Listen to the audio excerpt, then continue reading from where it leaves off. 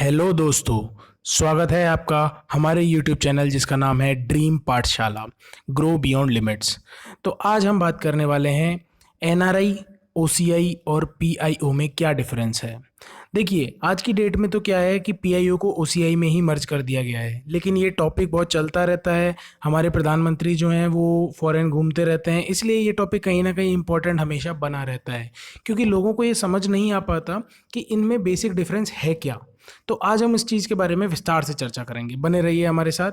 सबसे पहले हम बात करते हैं ओवरसीज सिटीजन ऑफ इंडिया की। ओवरसीज सिटीजन ऑफ इंडिया का जो कंसेप्ट लाया गया था वो 2005 में लाया गया था। इससे पहले पर्सन्स ऑफ इंडियन ओरिजिन चलता था, जो 1999 में लाया गया था। अब देखिए, ओवरसीज सिटीजन ऑफ इंडिया कौन होते हैं। ये वो लोग होते हैं जो इंडियन एंसेस्टर्स से आए हुए हों। इसका मतलब क्या है, जिनके पूर्वज जो हैं वो इंडियन रहे हों। पूर्वज में कौन आ जाते हैं, उनके माता पिता हो गए, उनके दादा दादी हो गए। इसमें देखिए, चाइल्ड और grand child of such a person, तो मतलब यहाँ पर 2 जनरेशन चलती हैं, ठीक है। तो और दूसरी कंडीशन क्या है, as on today he must be having a foreign passport. Foreign passport का मतलब क्या समझ रहे हैं आप, कि इंडिया का पासपोर्ट नहीं होना चाहिए, किसी और कंट्री का पासपोर्ट वो कैरी कर रहा हो। अब इसमें कुछ कंट्रीज जो हैं उनको बार किया गया है, वो हम पढ़ेंगे अभी किस किस कंट्री को बार किया गया है, मना किया गया है कि उनको हम ओवरसीज सिटीजन ऑफ इंडिया नहीं मानेंगे। लेकिन अभी के लिए आप इतना याद रखिए कि उनके पास फॉरेन पासपोर्ट होना चाहिए, ठीक है। इतना समझ आता है। इसके बाद देखिए, eligible to become Indian as per the rules as on 26 जनवरी 1950 और आफ्टरवर्ड्स। कि जब हमारा संविधान लागू किया गया, संविधान के एनफोर्समेंट की डेट ये है 26 जनवरी 1950। इस डेट को जिस दिन लागू किया गया है, उस दिन जो भारत का नागरिक होने के लिए जो भी कंडीशंस हैं उनको ये फॉलो करते हो। भाई, इन्होंने भारत की नागरिकता नहीं ली है, उनकी मर्जी है, लेकिन 26 जनवरी 1950 या उसके बाद जो भी इंडिया की सिटीजनशिप को लेने के लिए जो भी रूल्स एंड रेगुलेशंस थे उनको ये फॉलो करते हो, मतलब उस चीज़ के अकॉर्डिंग ये एलिजिबल हो, ठीक है। तो वो ओवरसीज सिटीजन ऑफ इंडिया माने जाएंगे। या फिर वो किसी ऐसी टेरिटरी से बिलोंग करते हो जिसे इंडिया ने 15 अगस्त 1947 के बाद अपने कब्जे में लिया है। कब्जे नहीं बोलेंगे हम, इसे बोलेंगे अपने अधिकार क्षेत्र में लिया है। जैसे पौंडीचेरी हो गई, जिसे अब पुडुचेरी बोलते हैं, गोवा हो गया, और भी बाकी कंट्रीज़ हो, बाकी स्टेट्स हो गए, बाकी यूनियन टेरिटरीज हो गई, जिनको हमने पोर्चुगीज़ वगैरह से लिया था, ठीक है ना। तो Sikkim became a part of India. तो ये सारी जो टेरिटरीज हैं, अगर इनका भी कोई पर्सन है तो वो ओवरसीज सिटीजन ऑफ इंडिया बन जाएगा, मतलब उसे काउंट किया जाएगा कि हाँ, आप एलिजिबल हैं ओवरसीज सिटीजन ऑफ इंडिया बनने के। यहाँ तक क्लियर है सारी चीज़ें। नेक्स्ट, अब ठीक है, मैं ओवरसीज सिटीजन ऑफ इंडियन बनूं क्यों, मुझे ये तो बताइए। तो इसके बेनिफिट्स की हम बात करते हैं। बेनिफिट्स क्या होते हैं कि एक देखिए, जब आप किसी भी कंट्री में जाते हैं तो आपको अगर वहाँ स्टे करना है, आपको वीज़ा के लिए अप्लाई करना पड़ता है, ठीक है। वीज़ा के लिए अप्लाई करना पड़ता है, और वीज़ा आपका जितने दिन का बनता है उतने दिन आप स्टे कर सकते हैं। लेकिन ओवरसीज सिटीजन ऑफ इंडियन के लिए एक खास चीज़ क्या होती है कि they obtain multipurpose multiple entry life long visa.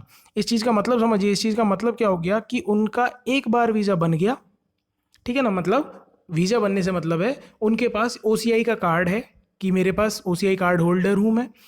तो वो ओसीआई कार्ड होल्डर के बाद उन्हें इंडिया में कितने भी टाइम के लिए वो रुकें, उन्हें कोई रेस्ट्रिक्शन नहीं है, क्योंकि उनके पास लाइफ लॉन्ग वीज़ा है।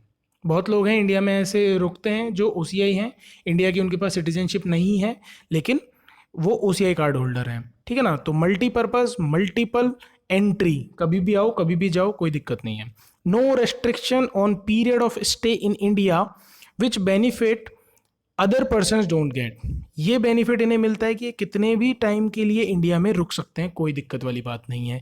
ये बेनिफिट दूसरे लोगों को नहीं मिलता है। और जो फॉरेनर्स आते हैं उन्हें, जैसे मान लीजिए कोई आया जिसका 6 महीने का वीज़ा लगा हुआ था, तो 6 महीने की एक्सपायरी होने वाली होगी ना, उसी टाइम उसे जाना पड़ेगा FRRO।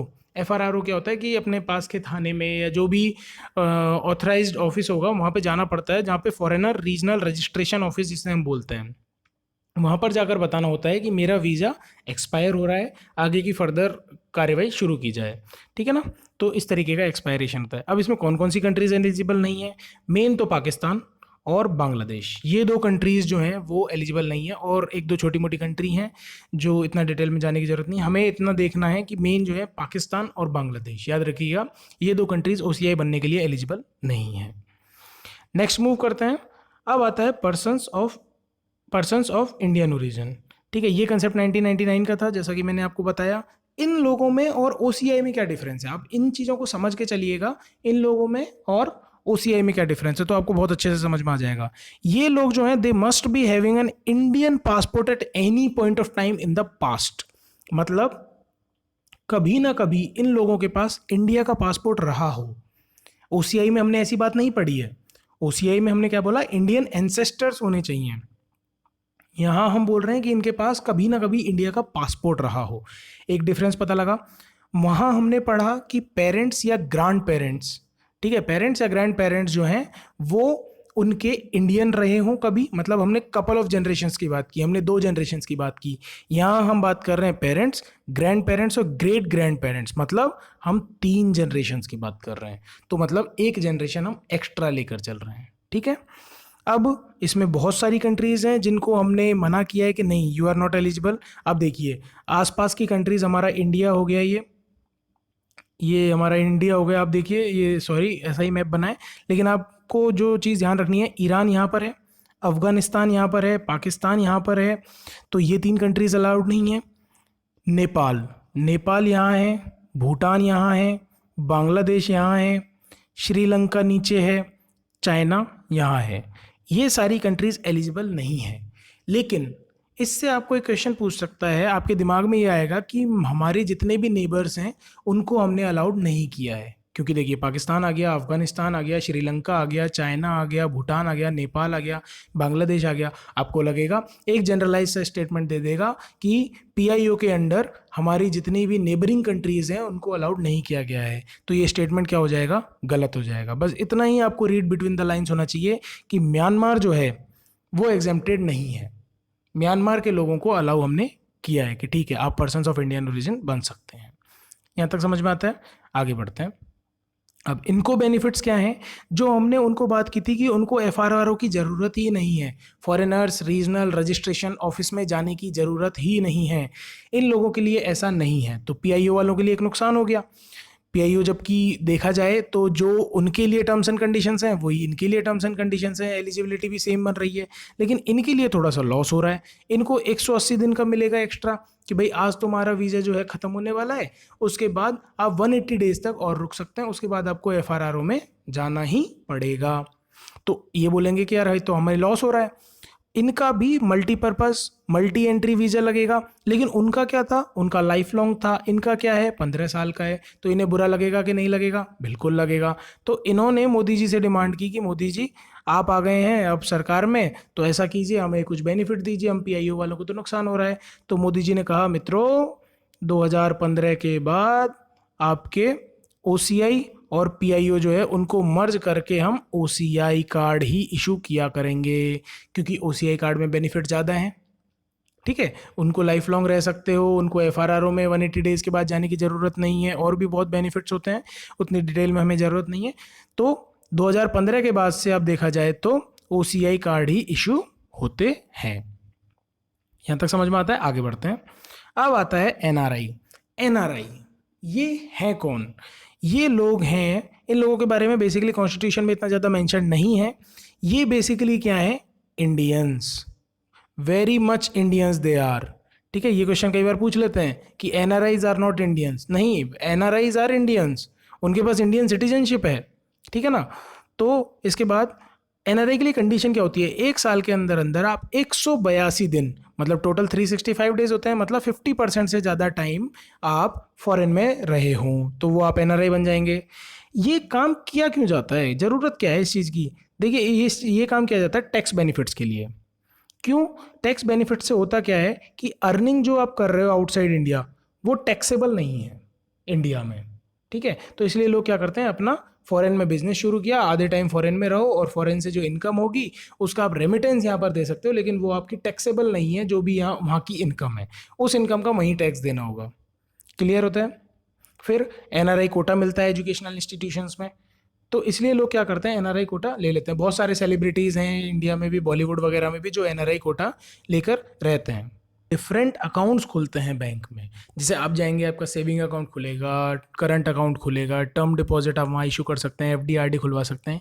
इन लोगों के लिए डिफरेंट अकाउंट्स खुलते हैं, जैसे NRE account, NRO account, FCNR account. अब इन अकाउंट्स की थोड़ी सी मैं आपको बता देता हूँ क्या होता है। एनआरई और एनआरओ अकाउंट जो है ना, ये खुलते हैं इंडियन करेंसी में। एनआरओ अकाउंट क्या होता है, मान लीजिए मैं रहता हूँ फॉरेन की किसी कंट्री में, मान लीजिए मैं यूएसए में रहता हूँ, ठीक है। अब मैं रहता तो यूएसए में हूँ, लेकिन मेरा कोई एक घर है यहाँ पर जो इंडिया में है। इंडिया में मेरा ये घर है, इस घर का मैंने रेंट पे मैंने इसको उठा रखा है। इसका मतलब है इसका मुझे रेंट मिलता है। रेंट मिलता है तो ये वाली इनकम जो होगी मेरी, इस इनकम को एनआरओ अकाउंट में जमा करा दिया जाएगा। मैं अपने जो टेनेंट्स होंगे उनको बोल दूंगा कि मेरे इस एनआरओ अकाउंट में आप जाके इस किराए को जमा करा दीजिए, रेंट को जमा करा दीजिए। तो इसके लिए खोला जाता है एनआरओ अकाउंट।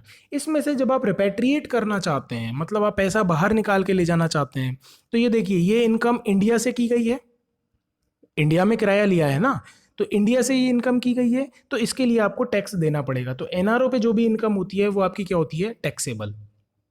क्लियर होगा। अगला आता है एनआरई अकाउंट। एनआरई अकाउंट क्या होता है कि नॉन रेजिडेंट एक्सटर्नल अकाउंट। इसका मतलब क्या होता है कि वो एनआरआई है, उसका बाहर कोई बिजनेस चल रहा है, फॉरेन में ही बिजनेस चल रहा है, वहाँ से कोई इनकम हो रही है, उस इनकम को वो अपने इंडिया के लोगों को भेजना चाहता है किसी भी तरीके से, वो कि हाँ भाई यहाँ पे मेरे जो है डिपेंडेंट्स बैठे हुए हैं, तो उनके लिए मैं कुछ पैसा भेजना चाहता हूँ, और वो इंडियन करेंसी में भेजना चाहता है, तो उसके लिए अकाउंट खुलता है एनआरई। ठीक है। अब ये देखिए, ये इनकम फॉरेन की है, फॉरेन में हुई है ये इनकम, तो इसके लिए इंडिया में टैक्स लगाना नहीं लगेगा, इंडिया में टैक्स नहीं लगा सकते आप उस चीज़ पर। तो इससे इस पर इंटरेस्ट और डिपॉजिट दोनों के दोनों, इंटरेस्ट और डिपॉजिट दोनों के दोनों एग्जेम्प्टेड हैं टैक्स से, किसी भी तरीके का टैक्स नहीं लगेगा। क्लियर है। अगला आता है एफसीएनआर। आप फॉरेन करेंसी में ही कोई अपना अकाउंट खोलना चाहें कि भाई मैं तो फॉरेन की करेंसी में ही रखूंगा, टर्म डिपॉजिट खोलूंगा और जब मन करेगा फॉरेन करेंसी में ही लेके निकाल लूंगा पैसे, मुझे नहीं पड़ना ये एक्सचेंज रेट वगैरह के चक्कर में, तो उसके लिए खुलवाते हैं एफसीएनआर अकाउंट। क्लियर है। बहुत अच्छी चीज़। क्या एनआरआई वोट कर सकते हैं? सोचिए, क्या एनआरआई वोट कर सकते हैं? क्यों नहीं, क्यों, वो तो इंडियन ही तो हैं, तो दे डेफिनेटली कैन वोट, वो वोट कर सकते हैं, लेकिन वो कोई कॉन्स्टिट्यूशनल पोस्ट नहीं ले सकते। क्यों? क्योंकि अब आप सोचिए ना कि जो इंसान साल में 50% टाइम इंडिया से बाहर रहता है, क्या वो कॉन्स्टिट्यूशनल पोस्ट संभाल सकता है? नहीं संभाल सकता ना। इंडिया का बिजनेस कैसे संभालेगा? आप सोचिए, कोई प्रेसिडेंट आपने ऐसा बना दिया जो इंडिया में रहता ही नहीं है, तो उसे प्रेसिडेंट बनाने का फ़ायदा क्या हुआ? तो इस तरीके से वो कॉन्स्टिट्यूशनल पोस्ट कोई भी होल्ड नहीं कर सकते, but they very much can vote. वो एलिजिबल हैं, इंडियन हैं क्योंकि, इसलिए वोट कर सकते हैं। तो आई गेस आपको सारे डिफरेंस समझ में आ गए होंगे। So thank you very much, have a very good night.